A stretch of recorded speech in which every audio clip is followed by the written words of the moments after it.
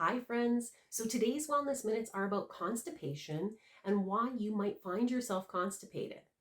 Now, for the general population, for the majority of people, there are three reasons why you might be constantly constipated.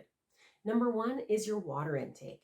You're not taking in enough water, not drinking enough water on a daily basis, and also not eating enough foods that contain water naturally, like fresh fruits and vegetables and salads and soups, right? Or also, you could be drinking beverages like pop or things that contain coffee, that contain caffeine that are really dehydrating to you.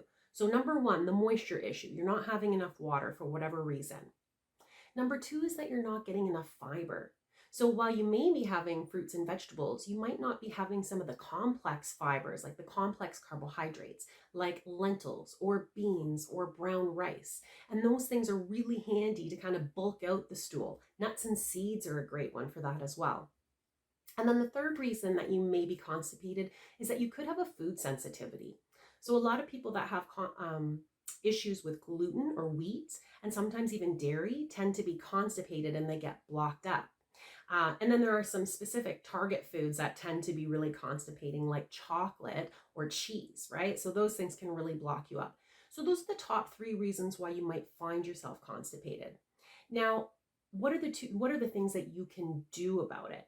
Well, if it's an issue of being dehydrated or not having enough water, then most certainly adding the water in or the fresh fruits and vegetables in.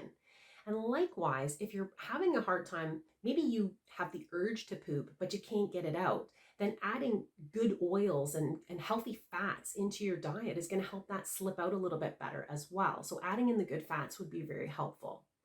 Now, when it comes to laxatives, I get asked about laxatives all the time. And, it's not something you want to get into the habit of if you don't have to. Now, there are certain ones that are a little bit habit forming, right? Things like senna or cascara sagrada, those are very habit forming, and the bowel will depend on them to do that job after a while. Even Chinese rhubarb root can be bowel dependent here and there. So you want to kind of stay away from those. And there are some things like polyethylene glycol, which is almost like milk of magnesia. So both that chemical and milk of magnesia work by drawing water into the bowel. So kind of same concept of taking in more fluids, except it's taking the existing fluids from your body. So again, you want to help it out by adding the fluid in so it doesn't constantly have to draw them in.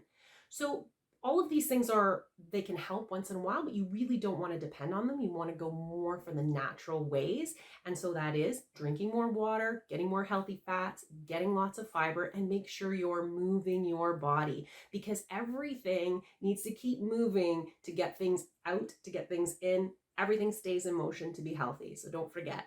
Anyways, food for thought. Stay healthy, friends.